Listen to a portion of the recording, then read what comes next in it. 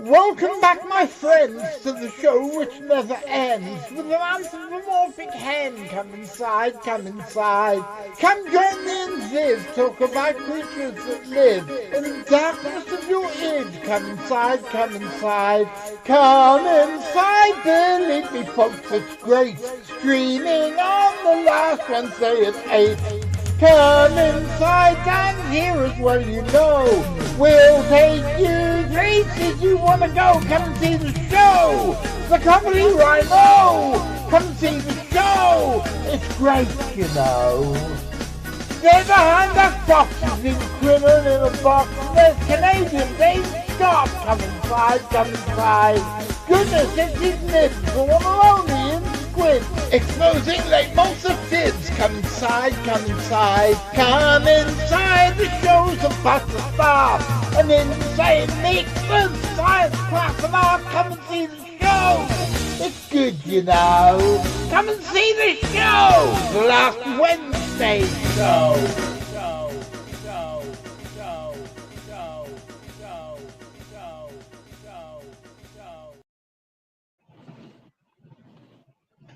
Well, good evening, ladies and gentlemen, and welcome to another episode of the last Wednesday of the month show, in which several people who I said were going to be here are not here, but we do have Vivien, me, David, Ian, and our special guest this week, who's the lovely Carol Scott, who wrote a book which I wanted to publish about the mystery animals of Southern Asia and Oceania.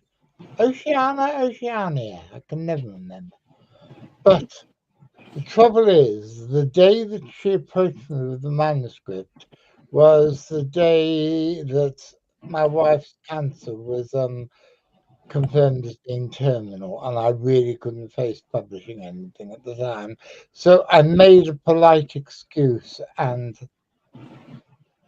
she went on her way.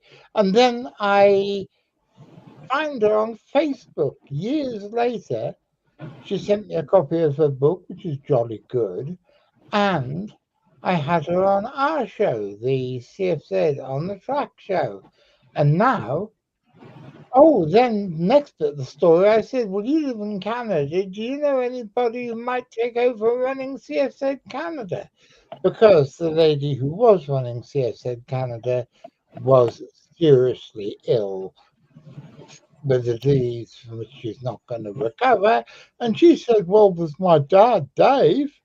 And I said, oh, well, if he's as nice and useful as you are, which he isn't, then I'm sure he'll be brilliant. But there he is. So that's why we've got David there. And this week we have Carol back to talk on the last Wednesday of the month show about her book and about whatever else comes up, really. So welcome, Carol. It's lovely to have you.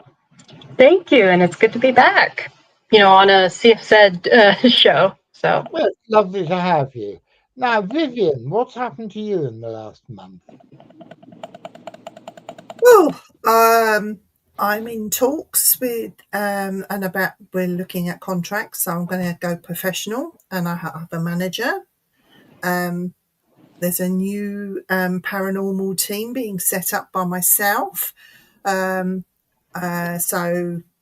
that's really exciting. So I'm getting back into doing paranormal research. This is where I sort of am really with paranormal. I've also I've had a guest appearance on a TV show that's hopefully going to air soon. I'm not allowed to talk about that, but yeah, so first episode I will be on if it goes to air. And that's about it, really. I've been doing some interviews. I've got one this week that's going out in Oregon. So, yes, that's really exciting. I'm making plans for next year with some research a bit further afield as well. So there's lots coming in, lots planned, and I'm hoping to find myself in Alaska next year with Andy. So we will be going to Port Lock. Fingers crossed. That sounds pretty far out, doesn't it? Yeah. Ian, what about you? What have you been doing? Anything exciting? Preparation more than anything. Last week I was on a Fortean podcast on YouTube, discussing, which was called Fortean Words, and I was discussing Japanese toilet ghosts. So that's what I did. Yeah, so that was different. But some writing and preparation for this show as well. I've been trying to contact some guests to have on this for the coming months. So yeah, preparation, really ready for the big explosion in the autumn. And you, David? Not much. I've been working on the new season, as you know, and I've just about done a new commercial for CFZ. I've been working on. I've got the music done. I've got the script written. I messed up my studio yesterday when I went to record it, but Carol's seen some of the work. Actually, I think you have too, John. That's pretty much all I'm working on right now, and it's been so bloody hot here. Carol keeps on asking me to go for a hike down to the river, and if she doesn't bring it up at that time, I can ignore it and not do it. So I've been optioning for that. I'll be honest, and but I would like to get out tomorrow, Carol. Well, I got you here, and you got witnesses. I'd like to get down to that game trail and maybe put up the cameras on that game trail that we found last time we were out. So we'll go down and take a look and see what we can find. Sounds good. Yep. So, Carol, Yes. enough of the people in the cheap seats. How did you get involved with this stuff in the first place? Yeah, when I was very, very young, my parents and I happened to watch Animal X. I actually believe it was on the way we moved from Canada to the United States. And I think we caught an episode of Animal X, and that just absolutely, I found it so interesting. So it's kind of been somewhat a lifelong passion. So yeah.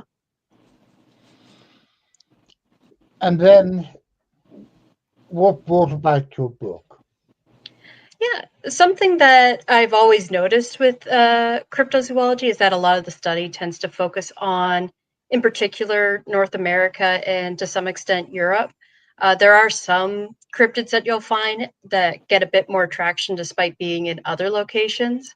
But overwhelmingly, it tends to be,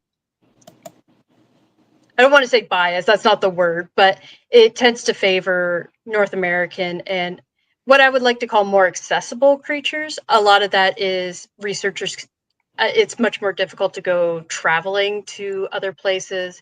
It can be harder to find sources, find local connections.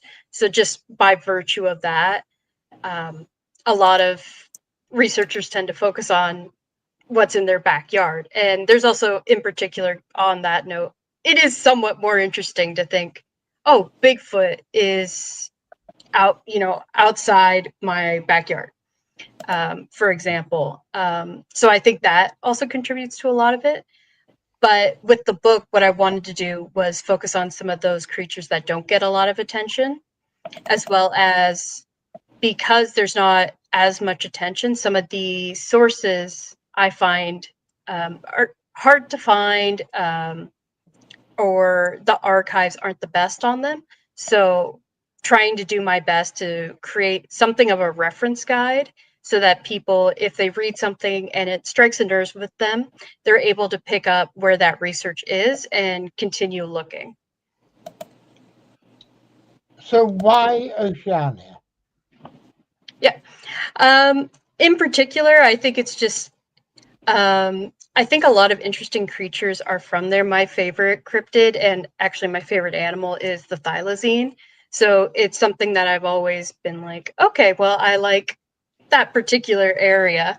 And wanted to write about that. I did initially start out with just Oceania, and expanded it to include Asia, as I thought that was a better comprehensive look at the, some of those underrepresented creatures. Well, Chris, who's watching the show now, who's just commented, he's from Australia. So he knows more about the thylacine, I'm sure, than I do. But we've sent, 4, I think it is now, expeditions to Tasmania looking for it. And I'm not a betting man, it's about the only advice I've never had. But if I was to bet on the mystery animals most likely to be discovered, I think the 2 are both in your area. It's orang pendek and the thylacine. They're the 2 that I think are 99.9% certain to exist and that make perfect zoological sense, and that I think it's only a matter of time before somebody, hopefully one of our expeditions, actually discovers them. Yeah, definitely. Those are definitely 2 that stood out in terms of you have a long line of evidence for their existence or continued existence, and they're in areas that aren't necessarily very developed, which helps to give credence to the idea that they could still be hanging around just out of sight. Well, Sumatra in particular, where the orang pendek is, there are so many animals that have got tiny relic populations, like the Sumatran rhino and the Tapanuli orangutan. It makes perfect sense that if you were going to have a tiny population of something that's hanging on in there that's unknown, that it would be an obvious place for them to exist. Exactly. And it's like in hasn't sent any thylacine focus. No, we haven't sent. No, Chris, we haven't sent any thylacine focused expeditions to New Zealand. We haven't sent any expeditions to New Guinea, although our life president, Colonel John Blatchford Snell, did 2 expeditions there in the 1970s. And they were the ones who came back with the stories of the giant monitor lizards. But it's something I very much want us to do. The trouble is, New Guinea is a very dangerous place to go. And in order to go there safely, we're going to have quite a lot of local security people with us, which is something. Who's that? Me. Oh, I just saw my logo up and I thought, who the hell's doing that? And it's you. You're just confusing me, Vivien. An imposter. Yes, exactly. I thought I was actually thinking it was Richard. And I was thinking, bloody hell, Richard's not only managed to work out how to use StreamYard, which I think is very unlikely, but he's actually managed to work out how to do the chat as well. So if you are there, Richard, woohoo, lovely to have you. So how do you go about collecting the information on the animals which are in your book? Yeah, a lot of it started out with just collecting a list of cryptids that I wanted to cover. And a lot of the time it came down to checking maybe a reference book, say Cryptozoology A to Z, seeing what's there, and kind of working backwards from that point, seeing what's already there in, I guess, more popular books, and then sometimes tracing the sources back. Irene mentioned the hippogon in chat, and that was an interesting one to research because a lot of the English sources pulled from one out of print book So I was lucky enough to find that on the Internet Archive and be able to actually directly reference it. But a lot of the cryptids, it would just be so-and-so said, and then I go to so-and-so, and they'd be like X and Y said, and doing a lot of tracing in terms of that and trying to get as correct as possible with what's going on, what the folklore is, any news reports on the cryptids, etc. Have you Sorry. Have you? Sorry, John. Have you been to that part of the world? Have you spent much time in that part of the world? I have not, unfortunately. Going No. back to kind of, the expenses thing, and one of the things I thought of when John was talking is that sometimes, security, that's an additional cost and an additional worry. I know there's some expeditions that have gone to the Congo, which obviously is a pretty dangerous part of the world. And just getting visas and stuff can be complicated, the local language, etc. So yeah, unfortunately, I haven't been to that area of the world. I would love to go to Tasmania someday in particular. But yeah, so unfortunately, a lot of it was just looking at archives, contacting people, etc. Well, it's good that you managed to go back and look at the source material, because so often these books just quote each other and nobody looks at the source material. The classic example is if you look in every book that mentions the Cornish Owlman before my book came out in 1998, they all say that there was a strange giant bird apparition on a mountain in Cornwall which severely injured two local boys. Well, if you have to find the original citation, which was in a parish magazine from the 1920s from a place called Mount Hawke, just outside Camborne, that it was actually two boys were pecked by an injured goose. And it's not anything to do with the owl man, not anything to do with sort of mysterious giants, feathered demons, or anything at all. It was just two boys pecked by a large injured goose.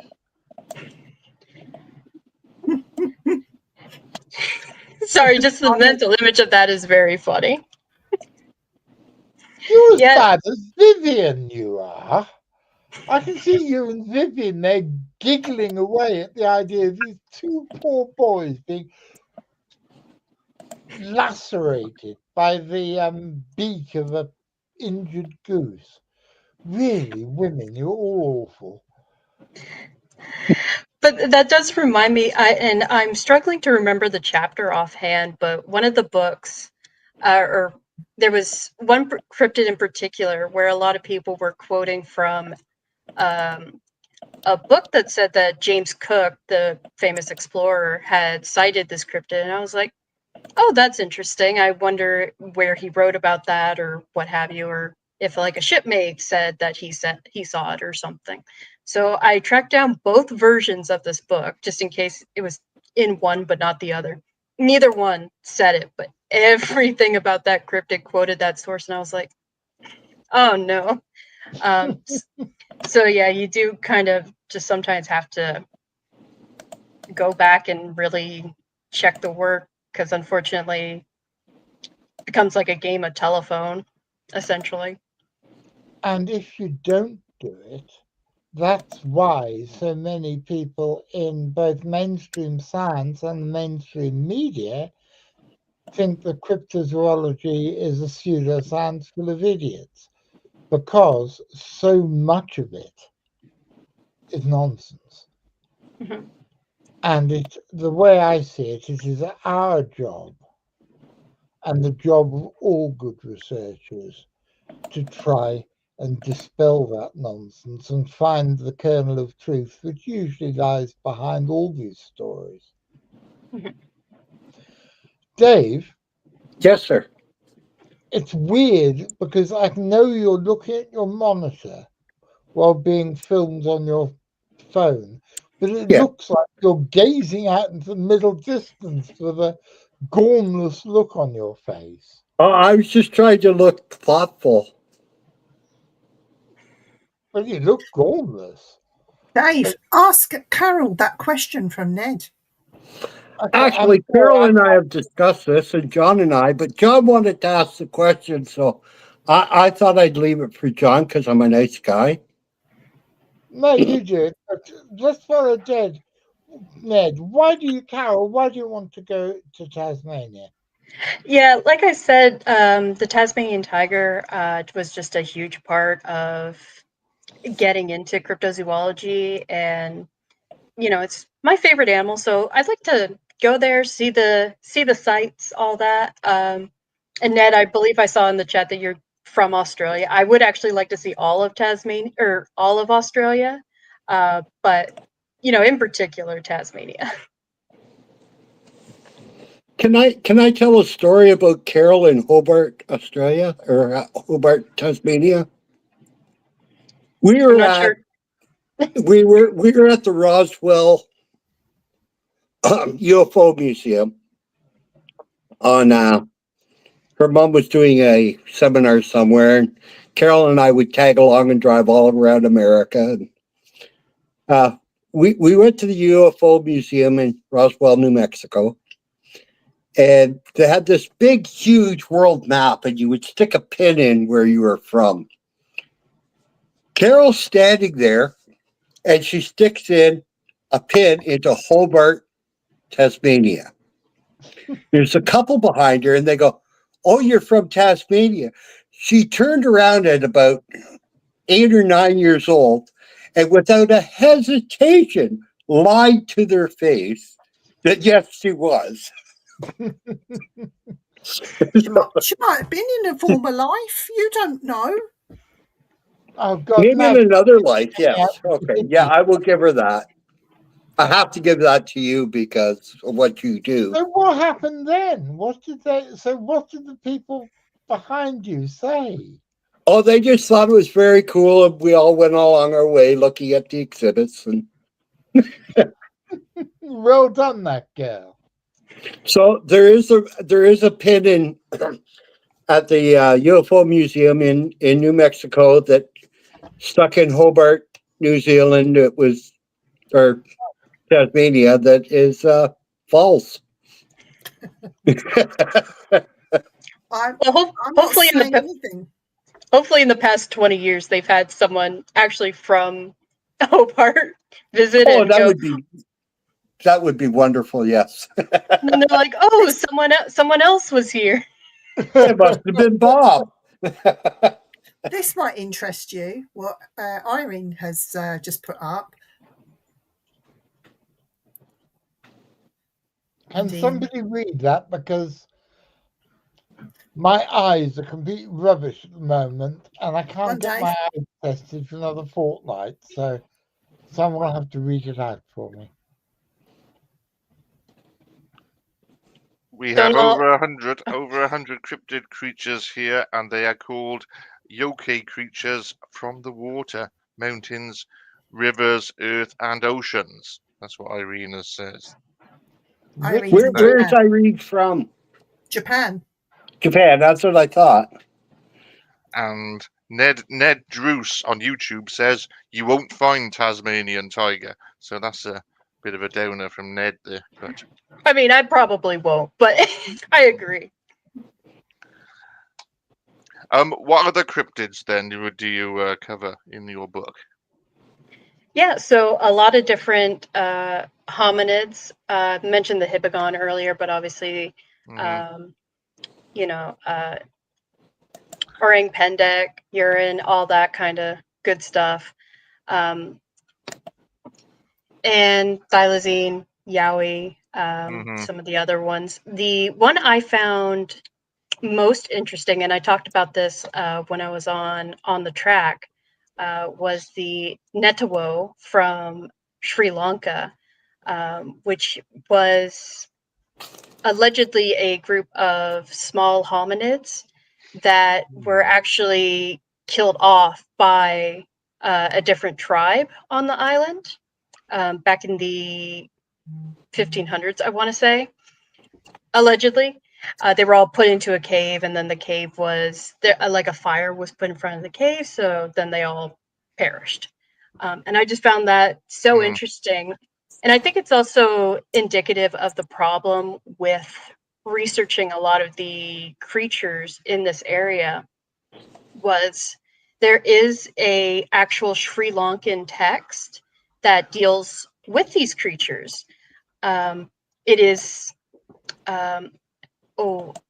so it hasn't been archived at all digitally. There's only one copy, and according to the researcher I spoke to, it is falling apart.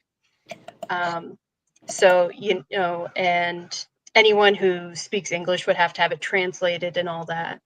So you have, this very, very interesting story, but there's not really the urge from anyone to actually archive what is there.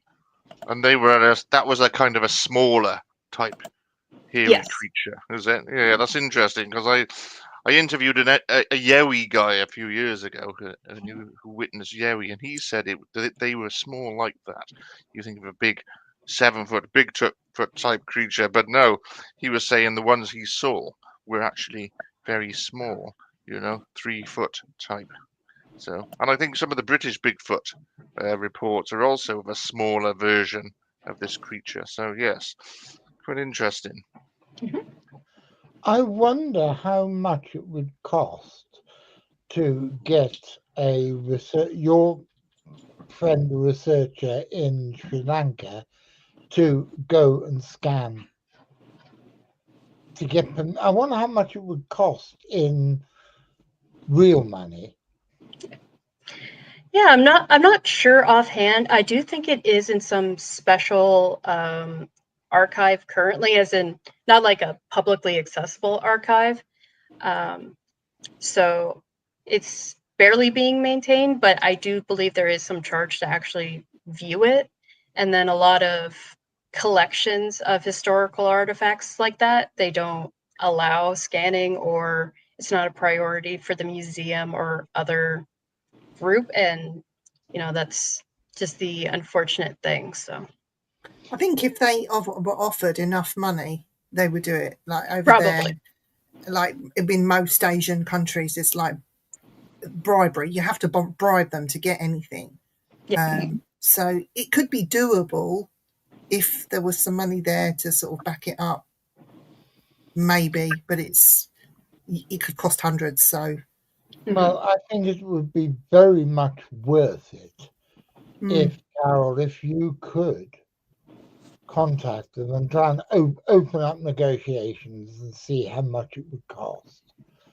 Because I think that's something that we should raise money between us on.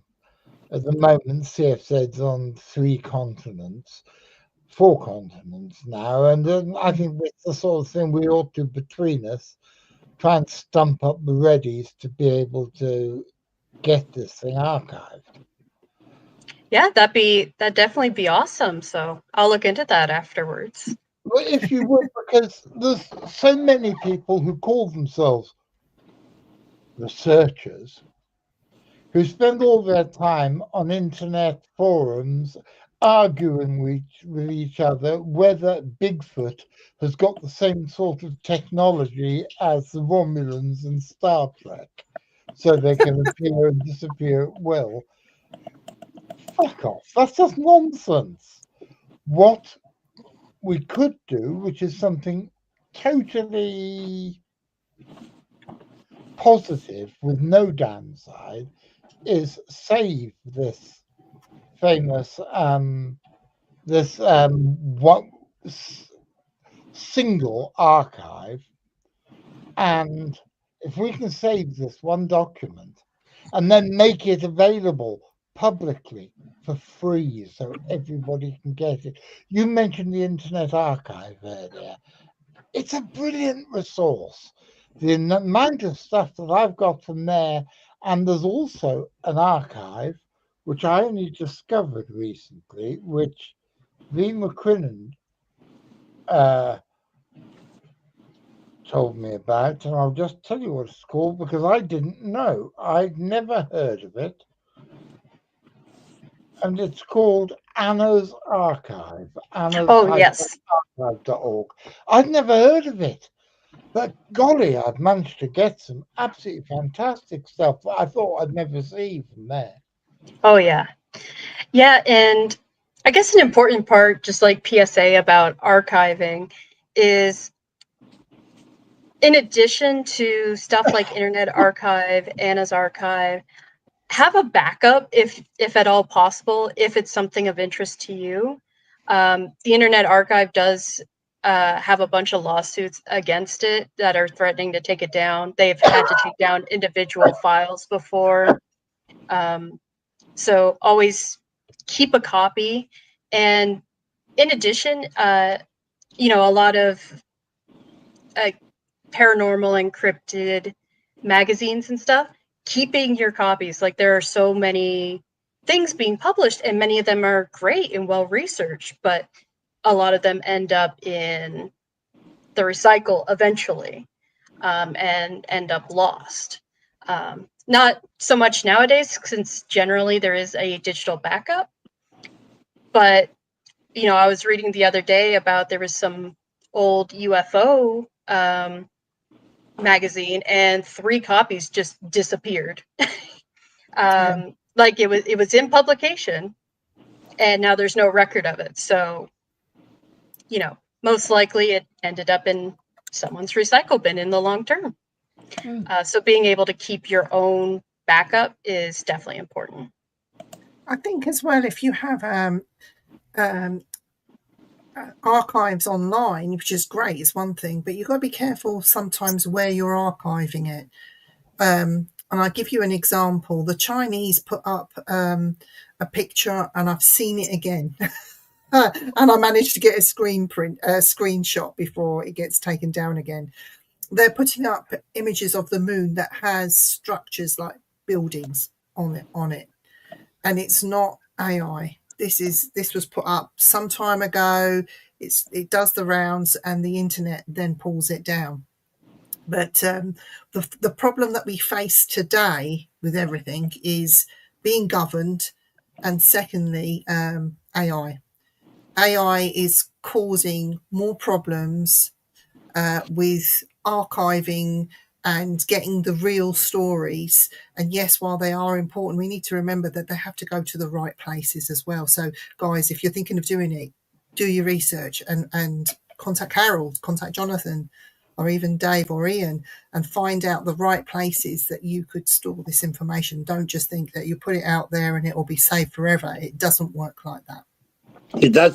I was actually thinking, if we did manage to get that document scanned and translated, it would be a nice cornerstone for starting our own. And then if we put, everybody remembers pirating, right? Software and everything. And they always had servers in different countries. And what we do is we digitally back up everything we do. And we might have one in England, one in Canada. I know when we were, I used to sim race, we were in St. Anne or something was our home base. The Jordan Formula One racing team, who was our main sponsor back then, they were San Lucia or something. It was some obscure country. But if we find places like that where we could put them where they're not, the government's not going to go, well, we're going to take this down on you unless you send us $100,000, and we could go on and like that. But if we have backups in different countries, if somebody did try to strong arm us, the government or something, we could go, fine, we just move it. Yeah. And we have the backups and the ability to do that. We just have to make sure we kept our membership technologically advanced enough that we, when people like Computer Boy and that, age out and they want to retire, that we have somebody to replace them to carry on. Like anything I can gather up now, Carol has access to. You know, if I become more senile old goot than I already am, or pass away, because that'll happen someday. Carol will have access to that. So if John or Ian or Vi or anybody that's in chat go, I want a copy of what Dave said, Carol will at least have a copy of it. But if we get it in 3 or 4 different central locations and back it up like a seed vault and get all this stuff covered, I think Carol and I have discussed this at length. We need to get these more obscure copies out into the mainstream, and researchers need to stop. I don't know if you call it hoarding or something. When you're researching area, fine, dandy, you don't want anybody to know where it is. But when you're done, release it. That's what I did with Area F.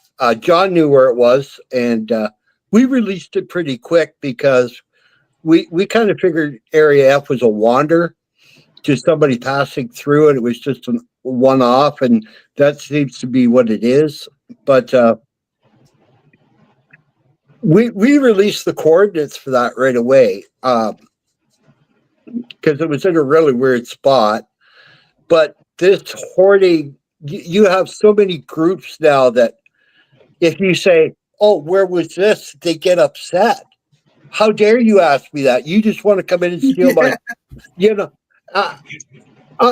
We've all been involved with cryptozoology long enough. We all know we're not going to get rich. If you're the guy that discovers Bigfoot or Yowie or the Vietnamese rock ape and bring in the body, you're going to be famous for 5 minutes. Okay, you're not going to retire on it. You're not going to buy yourself a Lamborghini and a castle in New Brunswick. That's why I buy lottery tickets. It's not going to happen. So anybody watching right now, if you bear that in mind, get with a legitimate research group like Chef said, and share, because you'll be with other researchers for one thing, and what they can bring to your table is far more worth you not knowing what you're doing or making mistakes. John and Ian and Vivien, you are Vi and V and Richard and all that. We've all been out in the field enough to actually know what works and what doesn't work. Like, you could go out and spend $400,000 on your boat and float around on a dead lake and say there's a lake monster that crawls up its shore one year and it's got flippers the next year, like somebody we know. Or you could actually talk to people, which we know someone who's got flippers. Yeah.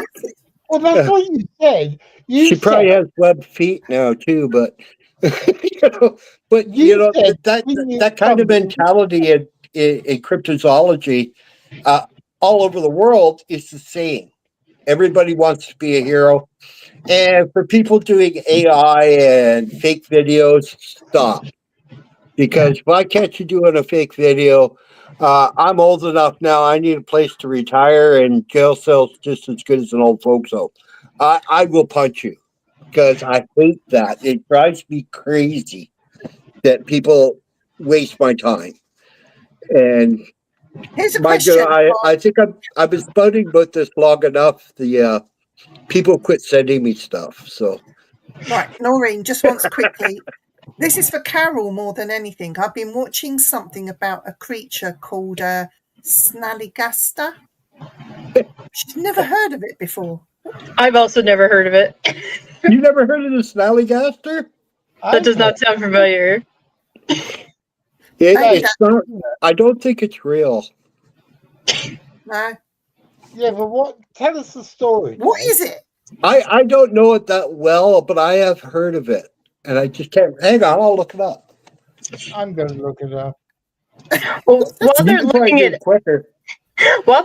it up, Ned had a question that I think got buried, and it was if I had 100% proof of any of the creatures I'm interested in, and the answer is no. even Jonathan said earlier, like there's some creatures, and I agree with him, that are 99.9% sure that I think we will find them. But I don't think, we should be like, yes, that is a definite thing, or, set hopes too high, or just believe everything that comes your way. So yeah, I just wanted to address that because I think it got lost, but I think it's a good question. Yeah. I agree totally, Carol. Now, what's that? Somebody read what Chris has said, so I can't read it. I 100% agree with you. All be famous for 5 minutes statement. Even getting a week of publicity would be a surprise. So that's these people that are not willing to share, or AI. Agree, David. Here one day, gone the next. Yeah. And Flipper has flippers. They call her Flipper, Flipper, the queen of the ocean. Oh God, I remember that show.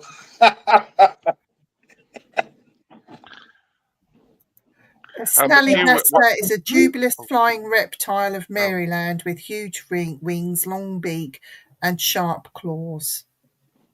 And Trump has flippers for feet.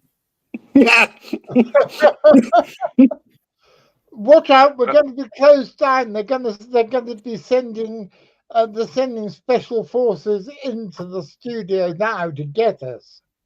Can I make a statement on mine? Trump's got shit for brains, so. Can I make a statement? Sure. For all those Americans out there, no, we are not keeping him in England. After he's finished in Scotland, he's going straight back to where he came from. However, we do have some empty dungeons in the Tower of London. We do. That would be a bad spot.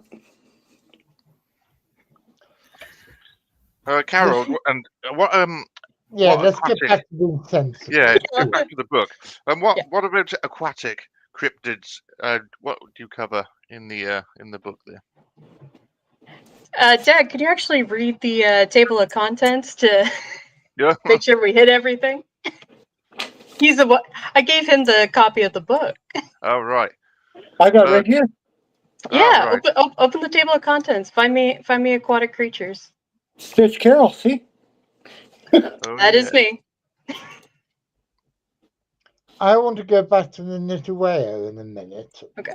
So, because there's something that's very strange, both from a cryptozoological and sort of broadly anthropological. I bet you know what I'm going to say, don't you? Oh, about the different cave? Yeah.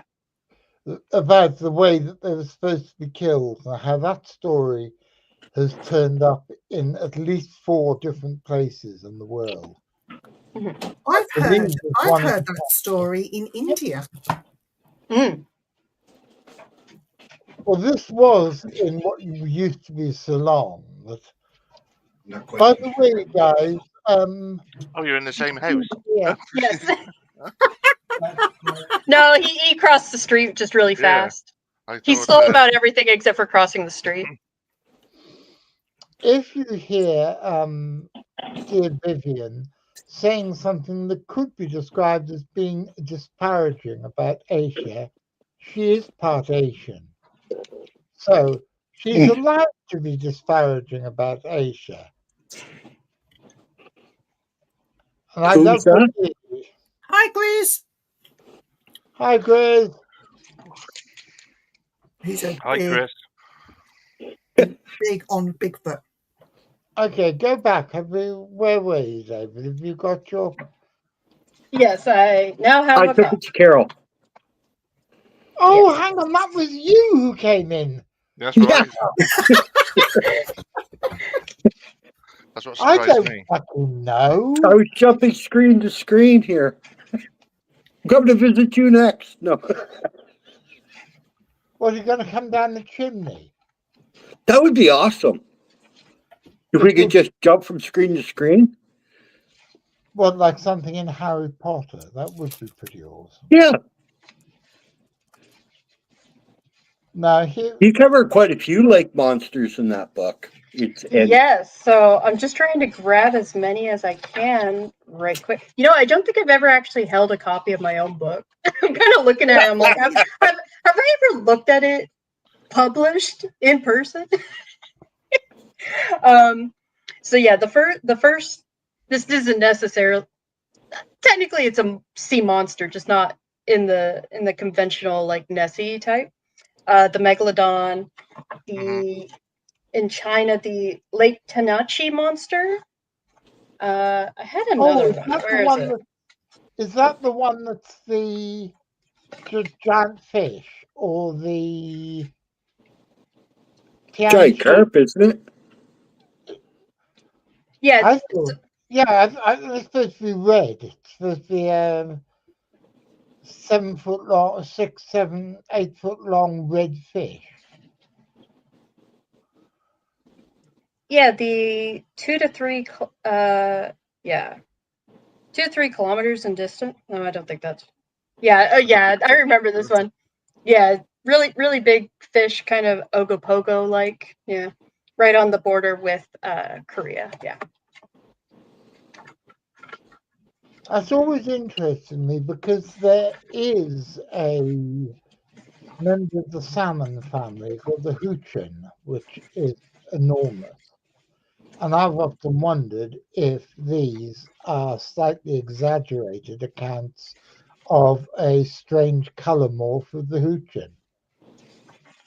And I think if you've got a giant salmon that's bright red, that's one hell of a monster. And I don't care. I'm really happy. If somebody discovers that, that's fantastic.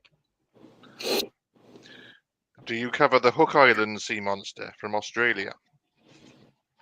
That sounds familiar, or it might have been cut. I actually think it ended up getting cut just because there wasn't enough there. That might not be true. I wrote it quite a while ago, so anything that got cut, I may not remember the exact reason.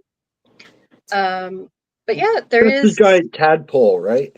That's right. Yeah. We looked at it, didn't we, on CFZ, and a closer inspection of some of the photos, you can actually see handprints around the edge of the monster, where it looks like sand has been used to weigh down some kind of tadpole-looking model or sheet or something. So yeah, but that aside, it's a brilliant photo, fake or not. And that was actually my first.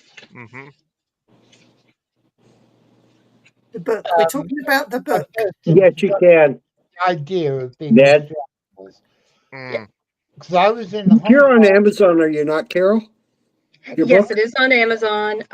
Although if you can support, I don't know what bookstores are the major ones in Australia. I do always encourage supporting, local businesses if possible. Sometimes even if bookstores don't have it already in the store, and I can't imagine they would have like 1 million copies of my book. So a lot of them will order it for you at similar prices to Amazon.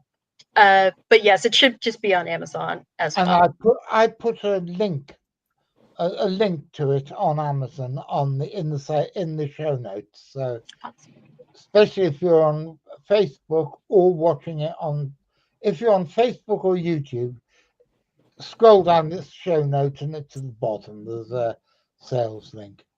Maybe hold it up to the camera as well. Let's have a look at the oh yes, what it looks You've like. got the book there. There we go. Look at that. I'll write it in there.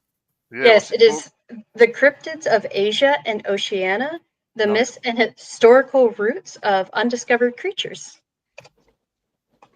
And it's a bloody good book, which I would have published under any other circumstances. The Cryptids of, was it Asia? And Oceania. How long has it been out then? It has been out. It was 2023, I want to say. 23. That's not bad. I have bad memory. Yeah, it's like I can remember publishing it. I just don't remember. Yeah, 2022. But now I tell you, Carol, this I guarantee will happen to you at some point. You'll be reading it to check up on something, and you'll forget that you wrote it, and you'll think, shit, this is really well written. Oh, no. And I have done that on so many occasions. I thought, shit, this guy knows what he's talking about. And then I realized it was me, which is mildly embarrassing. But the Hook Island sea monster, I was at Sunday lunch with my parents in Hong Kong in 1967, and we had the radio on, and over the radio came the story. There was a story about how this sea monster had been photographed 3 or 4 years before in Australia. It was the first time I had any inkling that some people believe monsters still existed. I didn't see the picture, I didn't see the photo until many years later, but I heard the story on the Hong Kong Army radio network, which is totally by the by. Carol, while I remember, because my memory is far worse than yours, I can remember shit I did 35 years ago, but if you ask me what I did earlier this afternoon, apart from the fact I was talking to your dad, I can't remember any of it. The Nitaweo, how do you pronounce it? I think it's Nitaweo, yeah. Yeah, I've heard a couple different pronunciations, so I'm not sure if that's English speakers trying to pronounce a word from Sri Lanka that are, but yeah, this is kind of a thing. because the language in Sri Lanka is completely different to mainland Indian languages, They isn't speak it? Tamil. Yeah. Yeah. But this story about how the whole population was supposedly killed by somebody driving them into a cave and lighting a fire outside the cave, which burnt out all the oxygen in the cave, and they all asphyxiated. That same story turns up on the island of Flores, where it was supposed to have happened to the creatures that when they found the bones a few years ago, they called hobbits. It's supposed to have happened, I believe, in Canada, certainly in America. And didn't you say you'd heard it in mainland India? India. It's like the story is a cultural trope which somehow has spread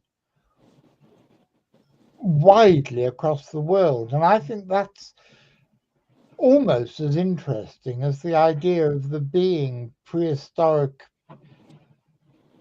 non-human pygmies living in obscure parts of the world, how that story, how the movement of that cultural trope has worked, because I find that totally fascinating.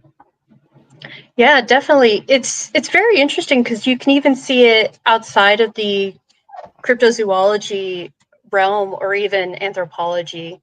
When I was reading or when I was writing the book, the first thing that actually came to mind is, and this is very nerdy and off topic, so I apologize. But in Game of Thrones, if you remember Tywin Lannister, what he does is he actually takes out 2 entire houses by getting them into a cave and then flooding it, which isn't necessarily the same thing as fire, but kills them off entirely. So it's kind of interesting that even in like the modern day, we still have like new versions of that in fiction, not necessarily in myths anymore, but like it is still very much a part of culture. Yeah. I didn't know that. That's completely new to me, mainly because I've never watched Game of Thrones or read the books. But My isn't it been used in youngest history? daughter likes it. But It's been used in history, not just with the flooding, but setting like traps Right. and pushing the enemy into the traps, like the pit in the floor with all the spikes, and it's very similar. We've had all that through history, but the one with the cave and sealing it up, it wasn't set fire to, but it was sealed up, is the Indian version, and Right. so the air ran out and these things died inside there. Yeah. But yeah, it's quite interesting, and it's a historic thing, not just with the crypto side, but in human living history, if you like. I do that because it goes way back. It's quite interesting, I think. Definitely, yeah. Yeah, because Lovelock Cave was giants that lived in the cave, and the natives, which is the same as the Canadian version, they set a big fire. When the smoke came out, they were all waiting outside to ambush them when they tried to escape from the smoke. Mm. But they both those stories are giants as opposed to little people. So they're very similar, though. Yeah. I've got a question for Carol. Yes. And this is just your thoughts generally, going back to Oceania, lake and sea monsters. Do you think that us as a civilization could look forward to seeing more of these giants with the warming of the oceans? Do you think we're going to see more in the near future, strange animals that will come to the surface because of what's going on in our oceans? I have heard that theory of creatures that have certain body temp requirements being able to move up. I'm not as scientifically smart in that area as I'd like to be, but I could definitely see it being a possibility, or even just as we explore more. Obviously, it's not a major priority for a lot of governments currently to explore the oceans, but I would definitely like to see a lot more exploration of our oceans here on Earth, and the land, of course, in certain areas that haven't been fully mapped and explored. Well, Vivien, my dear, it's happening already. I'll give you the best example I can think of. With the melting of the polar ice caps, the chemistry of the water on the outskirts of the ice, on the fringes of the ice caps, is changing, and a lot of the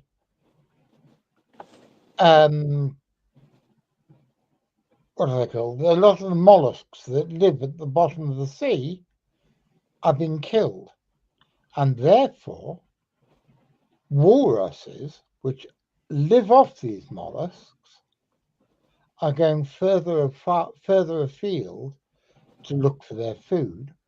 Mm. And whereas once upon a time you were lucky if you had a walrus in British waters once in 15, 20 years, we're getting 5 or 6 a year now. Wow. And I think that's great. I want to see loads of walruses in British waters because I think walruses are totally cool. I know in certain parts of Russia, the polar bears have now come more inland, and they're now taking over certain towns, and they're becoming a bit of a nuisance. But honestly, you would not take on a polar bear. No, I'd rather. No. They're massive and they're dangerous, and they're the monster of the Mm-hmm. bears basically, and yeah. but they It's not are always a good thing. They're unutterably cool. I wouldn't mind sitting on a mint that would talk to me. But yeah. And in the next issue of Jon's Gonzo magazine, there's a rather amusing cartoon about a polar bear, isn't there, Jon? Yes, it's a very good. It's Yes. a very good cartoon. You have to wait for that book to come in. Which is done by young Mr. Scripps there. A polar bear is not just for Christmas. Just remember that. You're all being very. Not a Coke spokesman. There is a question from the audience actually. Ned Juice he has asked, Carol, have you got any other books you are going to write or have written, perhaps? Have not currently written. Dad and I have bounced around the idea of Cryptids of Canada. Unfortunately, currently I'm working on my thesis, so I don't really, unfortunately, have time to fully commit to that. But I would like to do it at some point. That would be good. a kind of companion to Lauren Coleman's Mysterious America, isn't it? Which Yes. is a classic. Yes. I really liked that first edition of Mysterious America. I wasn't so keen on some of the more subsequent ones because I think I think Mysterious America was absolutely perfect, and that he succumbed to the temptation that so many authors, including me, have to try and tinker with what you've written. And I've discovered over the years that usually the first edition of something is the best. It's a bloody fantastic book, and it's one of the things that influenced me immeasurably. So Mysterious Canada would be a fantastic book. I was aware of most of what he'd written, but it opened my eyes to Phantom Clowns. I'd never really thought of that before, Mysterious America. But yeah, there's a good section on that in there. So yes, I learned something new. I like Here's a good point on things. Yeah. William Southey says this is very borderline for what the mind is capable in regards to mythical creatures in meditation and magic. Do you think us as a civilization have sort of woken up, if you like, and we're seeing more through the third eye by way of some of these creatures that we're seeing more and more, or people are seeing more and more of? There's a question. Sea monsters or otherwise, Oceania. It's a question, but I think I think people have always seen them. The same amount of people have always been interested in them and seen these things. It's just that global communication means that somebody sees something in rural Arkansas, and within 5 minutes, everybody in the world knows about it. Yeah. Yeah, I think about that a lot with regards to, say, the mountain gorillas, because, all the locals of the area were like, yeah, there's just gorillas up in the mountain. But, they weren't posting about it online because the internet didn't exist yet. And it took for, respectable scientists to be like, oh, yeah, you guys were right. to, for now what's a very common and accepted species that is probably one of the first animals that most kids learn about.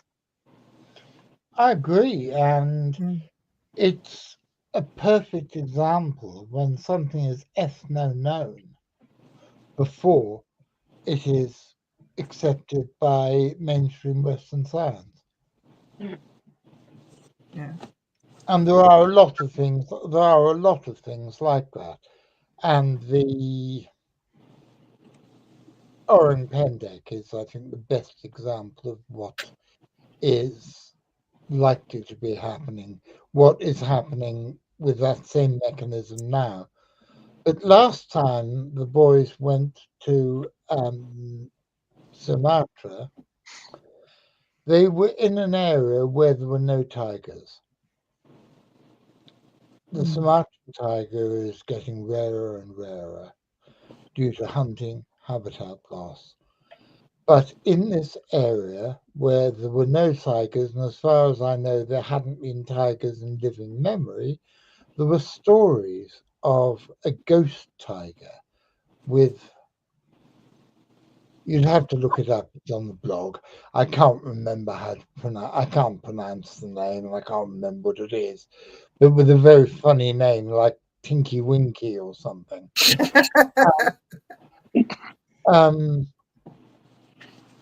The boys had out their trail cameras looking for Orang Pendek, and lo and behold, in an area where these ghost tigers were ethno-known, they got a large and very sleek and healthy looking female tiger in an area where tigers hadn't been known in living memory. So that's a great example of something that's ethno-known and mainstream science, in this case, the Save the Tigers Foundation and the Worldwide Fund for Nature, didn't believe they were there. I think that's another thing with researchers who get the opportunity to go to these countries. try to speak to the locals. Maybe look into how mainstream science does ethnographic studies. Learn from that and take that to areas, especially if you know how to speak the language or you have close connection with a translator. Being able to compile those stories, even if you go and investigate the orang pendek, but you don't find proof of the creature right now. Let's say in 10 years, maybe you now have a background of, yeah, the villagers were always saying this, or people in the town were saying it. And I think that is also very beneficial to be able to hear from the people who are living in that area and not necessarily just scientists or researchers. I agree. Can I- And one of can the things. Can I just answer a question here from Ned? Yeah. Because she's asked this question quite a few times in the chat. When you're out in the field and let's say you see Bigfoot, I'm using Bigfoot as an example, Bigfoot, sea creature, wherever, something flying overhead, something happens very fleeting. For you to get your phone out, put it on the camera or the video, start recording or try and get it lined up so you can get it, the thing's gone. So it's very, very hard to get proof by film or even take a photograph. It's very, very difficult when you're out in the field. And plus you're on rough terrain, lighting might not be very good. So by the time you're fiddling about with your camera trying to make snaps or even a film of it, it is gone. So that's something to bear in mind while people are saying and claiming that they've seen these things, and reputable people, but there is no proof, is because they haven't been able to get that. Out in places like Sumatra and things like that, once a battery is dead, you are not going to be able to recharge it. So you have to bear all of this in mind. And as Carol's just said, speak to the locals and get witness statements. It's quite important to remember that sort of thing, but we're not far off capturing something. I think along with that is so much adrenaline, like when you see something weird and you're like, hold on, am I actually like seeing something? Like I know like sometimes I'll be out in the woods and I'm like, am I seeing something? But I keep looking and then it's like a stick or something. But if it was something, it would be halfway to the United States by the time I actually got my phone out. Yeah, it's like the fear or they say it's fright or flight, so you could run away. It frightens you that much you wouldn't get your camera out. There's a whole myriad of scenarios here, but I just wanted Ned to understand that it's not a question of getting the proof, it's when we get the proof. It's coming, but it might just take a while yet. And what you do with the proof once you get it. Exactly. Sorry about that. Carry on with what you were saying. I can't remember now. You don't expect me to remember what I was saying 2 minutes ago, do you? Yeah. You need a rewind button. See, he's done it again. Shut up, Scott. I'm talking to your daughter. I'm talking to the organ grinder, not the monkey. He's called you a monkey. I'm the monkey here. No, you're not, my dear. You're my beautiful friend Vivien, who I love dearly. She said, what if something's seen in your backyard, Carol? Again, it's the same scenario, don't you think? It's your adrenaline and all sorts. Yeah, I think it depends a lot about like the context. So, someone, even in, let's say, the United States, where a lot of people do have cell phones that have photo capabilities, if, realistically, a Sasquatch type creature would be out more in the boonies. So that genuinely might be a household that does not have smartphones. And still, it doesn't, again, it's kind of situation dependent, but I'm thinking like, something like Bogey Creek, like that story, let's say transport it to the modern day. A lot of that was just weird stuff going on and not necessarily Oh, Bigfoot is standing in my backyard for 30 minutes at a time. A lot of it was just rocks being thrown or something, where even if you do get a video, it's not necessarily It's a interesting. brilliant film, though. I love the film. It is really good, just from a from a I saw cinematic I perspective. saw it as a child, and it scared the shit out of me when I saw it. It was a great film. But even something like Loch Ness, if you was to stand on the shore of Loch Ness and you did see something quite genuinely, the time you got your camera out, try to zoom in, it's gone. It's gone. Yeah. Yeah, and I do think Ned also brought up the point of they set cameras up everywhere, but they don't really find anything. And I do think that is also something important, is that photos aren't necessarily going to be the end all be all of study. Hair is definitely helpful, or any, like there's a million different physical remains that can be found to help with the scientific study and acceptance. So. In your book, have you got is there a fly-in cryptid from that part of the world, the equivalent to our owl man, perhaps? Yes. So there's a lot of flying creatures. Initially, I had separated the book by cryptid type. In the finished book, it's separated by the particular area. But there are quite a bit of flying creatures. I think one of the ones that I think is interesting to talk about is where is it? The roe in, I believe, Indonesia, New Guinea, that kind of area. And that one I find particularly interesting. Or no, not the bro. That's not the one I'm thinking of. Hold on. But there's a bunch of flying creatures in that kind of part of the world, and I find it very interesting because a lot of that is actually one of the areas where there is quite a bit of funding being done, but it's primarily being done by young Earth creationists that are setting out to prove that, well, if dinosaurs are still around, then that means that the young Earth theory is true, which a bit of a stretch, but so I find it interesting to see how that. If dinosaurs were still around, it wouldn't prove anything of the sort, would it? Right. But I find it very interesting because, again, that is one of the cryptids where there is a lot of research and money being poured in, but not necessarily, I think, well researched research, if that makes sense. It's more of trying to fit a goal instead of doing make a point, rather than discover a new species.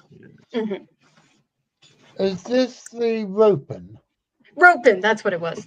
Yeah, for some reason I was like, oh, the roe, but then I was like, no, the roe was a very interesting living dinosaur example, but it was literally just one guy writing about it in his book. It's actually kind of funny. I just included it for the laughs, essentially. Yes, the ropin was actually the one I was thinking of. The Rose, the one, that guy who called himself Cannibal Miller wrote. Yes, Charles Miller. He wrote Cannibal Caravan. I went on such a rabbit hole trying to figure out who this guy was. And I couldn't actually verify that he ever existed. So he might have just been a pen name for somebody. From what I remember, I've got both his books. At the moment, most of my books are packed up in cardboard boxes, and they're in my assistant's attic at the moment. So I can't get hold of anything that's not online. But I've got both of his books, and from what I remember, the story is that he met a beautiful young socialite in America, married her, and then took her to some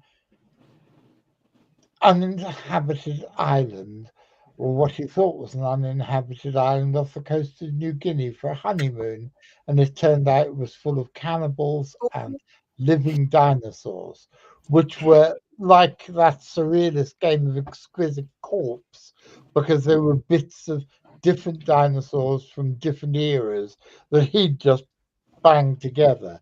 So you Yeah. have something that's part of a Diplodocus, part of a Triceratops, and part of something else. And it's all absolutely unbelievable nonsense. Yeah. It's great fun to read, but it is nonsense. Hmm.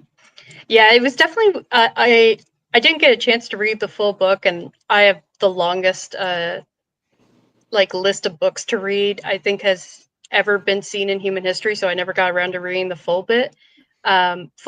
But the little bit I read was actually so good and like very, very captivating, but so obviously fake. That lot there is just the last 3 months' books I've got to read. Mm. I have piles of books all around the house that I'm supposed to be working my way through. William says that story sounds like 1,000 years in BC. Yeah, much. Yeah, it's very the Lost World kind of vibe. So I think it was just maybe someone just being like, I'll write this and I'll get published and famous. And Isn't that the one that's got Raquel Welch in it? Pardon? Wearing that furry bikini. And 10 million years BC or something. Yeah, it's one of those. Yeah. Yeah. Which nobody ever remembers for anything apart from the fur bikini. One of the things that I've noticed in my 40 years doing this, and now it's been coming up 60 years doing this for a hobby. I've been doing this since 1968, but that we don't know anywhere near as much as we think we do. It's like when Richard was in one part of Sumatra about 15 years ago, they made contact with this tribe who until very, very recently had been nomadic. And it had only been within the previous 10 years or so that the Indonesian government had built them a village to settle in. And these people had a completely different cosmology to anybody else on the island. But to my knowledge, nobody has ever sat down with them with an interpreter and written down their creation myths, their mythology, their theology, what gods they believed in, what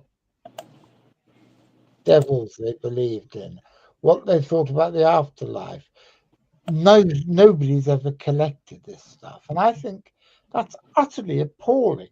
Yeah, it's a shame. It's part of history that will be lost if nobody does it. Well, it's down to a bunch of weirdos like us to hang on, is that B? No, it's not. It's my stepdaughter. It's down to a bunch of weirdos like us to do it because the people who are supposed to be doing it don't. Yeah, and I think that goes back to looking at previous ethnographic studies and just taking the best practices from that. And yeah, sometimes, it is just a singular weirdo or group of weirdos with a particular interest being able to do what isn't being done for one reason or another. What I want to do it's one of my things that I intend to do. Because I'm in a wheelchair, but I can sit down. I can be driven to some remote village with a road, put in my wheelchair, and me and an interpreter and a large amount of the local beer in order no, not for me, to make the people I'm interviewing feel at ease. We go down and sit down. I spend a month with an interpreter talking to them about their belief systems and recording the whole fucking lot and making sure that those records are kept. Yeah. Because it's not just, I mean, yes, I believe some things are government cover ups. I believe that things are deliberately covered up. But I think on the whole, the reason these things aren't done is because people can't be asked. Yeah. And Agreed. it's inertia, and it's our job to battle that. And I saw somebody earlier, I think it was Chris, who, when I said about getting a digital copy of the Nitaweo account from that archive in Sri Lanka and making it available for free, that he was pleased that I said to make it available for free. I think information should be free. Yeah. I'm an old anarchist hippie, and when I was 17 or 18, you had records made by a bunch of spiky-haired Herberts who all swore a lot every few words in a record, and on the sleeve it would say "Pay no more than 49 pence." And I believe this. I believe in making stuff available, either free or for a minimal price, which covers your expenses. And that's what it should be all about. Yeah. And you'd be Yeah. surprised how few people in the business agree with me. They all say, "Oh, John Downes brings cryptozoology into disrepute because he's got long hair and sometimes wears a chicken mask." Well, yes, but I do it for the right reasons. What does Chris say? He says, one of my recent projects required looking through over $100 worth of physical books just to get somewhat complete data set of sea serpent sightings. Yeah, and that is the unfortunate thing, is especially with older books that may be out of print, people will charge, on secondhand sites quite a bit. But Chris, I'm personally someone who prefers physical books, but if I could get something for free digitally, I am willing to do that. Besides the Internet Archive and things like Anna's Archive, if you have access to a academic library, a lot of them are actually willing to do interlibrary loans to get you stuff. I got quite a few Bernard Hovelman's books through just my university, and they are not, it's not like it's a very, like, what's the word for it? It's not a STEM first school, so I was still able to get them. So if you do have that option, you may also be able to find some academic articles that you can access through university. If that's an option, I always recommend that if possible. I've got something which I bet you will be very jealous of. I've got a first edition of On the Track of Unknown Animals, Ooh. and written in the front page is "To my brother in cryptozoology, best wishes, Bernard." Ooh, quite nice. Right. Very nice. I'm very, very proud of that. And I have got this one. I've got this one. One moment.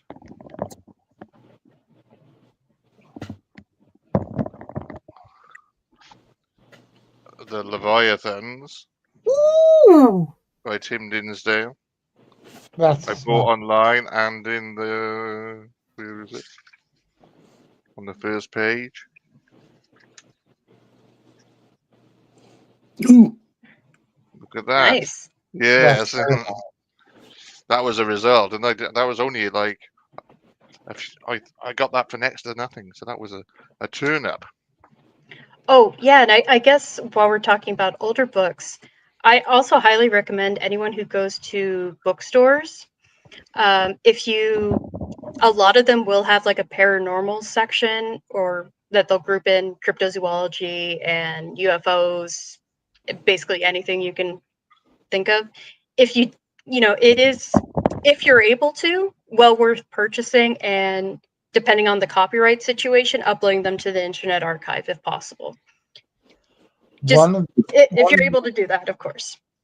One of the things that really annoys me is the way that what are basically books on science, just an obscure branch of science, hi Daniel, are put under mind, body, and spirit. Yeah. God, I hate that category. It makes me foam at the mouth with rage. I've also got this book here. I got that one. Yeah, it's not signed though. That's crap. I wouldn't bother. I really wouldn't bother to read Is anything. yours signed, Viv? Yeah, mine's signed. Mine's not. Well, I didn't read what was in there though. Most probably something rude. Well, you mean that stupid old hippie signed it for you? Well, he probably needed money to buy drugs. I'll tell you something really funny. Don't be too much in a hurry. If a parent or a grandparent hands you down books and they had similar likes and dislikes, you know, whatever they give you, go into the book and read it properly before you give it to the charity shop or put it on your bookshelf like I've done. My mother gave me a book on the Rolling Stones because she knows I like the Rolling Stones. Little did I know that the book somewhere buried in my bookshelves here has been signed by a member of the Rolling Stones, and I know nothing about it. So please, everybody, look at your books. Which one? It's the pissed one, or that he's always pissed all the time. Ronnie Wood signed it. Oh, that was nice. So yeah, just then again, whatever the purists don't think anything after Mick Taylor left doesn't count. But any book that comes into your hands, whether it be anything to do with the supernatural, cryptid, poetry, Mills and Boon, whatever book that comes your way, please look at it carefully before you either give it to charity or just put it on your bookshelf and forget about it. So it's worth having a little nosy, see what's around. I mean, I've got some of my grandmother's books. She was very into the paranormal. She was a clairvoyant. There was a thing that happened in the house. I won't go into it. It's not this kind of show. But she left the books for me to have. And within those books was a book of poetry that's over 100 years old, that was written by Mary Shelley herself. And it's a first edition. So please just look at the books before you decide, I'm going to give that to charity, I'm going to donate this here. You never know what secrets are in those books. You know, just flick the pages. There might be old letters in there. There's all sorts that could be a lot of information gleaned from books. So that's actually another good. Oh, sorry. You bet. You okay. That's actually another good point of just if you come into a collection of books or just stuff, even just looking online to seeing if anyone is actually looking for it.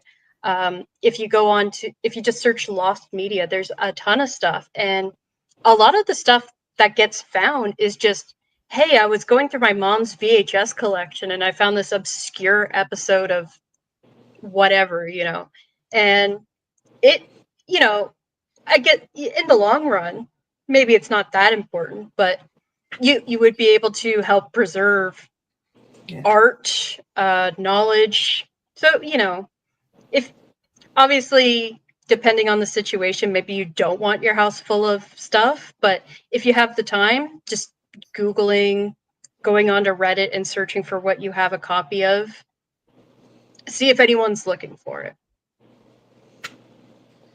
We get given quite a lot of books, quite often. There's various people I know who have left us their libraries and their wills. And there are various people who have, maybe they're downsizing, whatever, have given us their books. And when they are duplicates, I hang on to them. We've got a couple of suitcases full of books up in my loft in my house in Exeter that are ones they're duplicates of what we've already got. But I send to people. If there are people, if they're kids who haven't got much money, or if they're people from a country where getting a hold of Western books is not an easy thing to do, I send them care packages of books from the CFZ. And that's something to think about doing as well. So, guys, we have got about a minute left. Where did that go?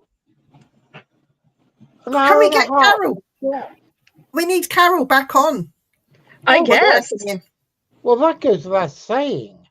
I think we should dump her old man and have her on instead. What do you thinking, Ian? I think so, yes. And go into more detail about the book as well. It sounds like there's Yes. a lot of stuff we've not covered tonight, which would be good to go. Yes. Yeah, I can definitely actually, prepare for the sea monsters and lake monsters and go into all that. And the Yowie. Yes. Because there was a story, wasn't there? Some Boy Scouts who were out camping in the outback and they had an encounter, if I remember rightly. Was that recently or maybe the 70s, 60s, 70s, Okay, something like that. But it's quite a famous story, so that's right. Yeah, I was like, is that like the old one or is there a new one? Boy Scouts is getting into trouble. Yeah, so tales like that are always good to have around the campfire. I think we should be careful here because the headlines will go all the way around the internet. Ian Squibbs wants stories about Boy Scouts in trouble. There's no such thing as bad publicity, Ian. Remember that. Well, that kind of publicity is bad. It's ruined careers, especially recently. Tell that to my mate Gary Glitter. I will when I see him. He's got a house just outside of 40 minutes of where I live, apparently. Is it a jail? Is it a prison? Well, he's in prison now, isn't he? Yeah. He's in prison now, but he owns this house. Oh dear. That's 40 minutes away from where I live. Well, I'm surprised this hasn't been burnt down. Yeah, because you've seen what they did, even after he's dead, you've seen what they did to Jimmy Savile's house. I know. I've been there. I did some of it.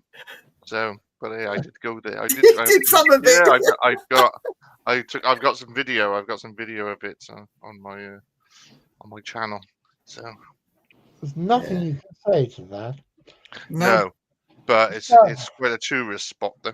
So these days, guys, we're gonna have to go. Thank you for watching, Carol. Thank you for being a lovely guest. Thank you for inviting me on. It's lovely to have you, my dear, and thank you for telling me I ought to contact your dad all those years ago, because I'm very glad I did. And Dave, forgive me for teasing you all evening. Dave is actually, for the record, a lovely guy and a researcher for whom I have the highest regard. Thank you very much, Vivien. Thank you very much, Ian. And I think it's time to go. Bye-bye, everybody. Now let me see how to do this. Oh, and Vivien's doing that. Yeah. Vivien, remember, I'm going to have to film you doing that at some point. A double one. Ooh.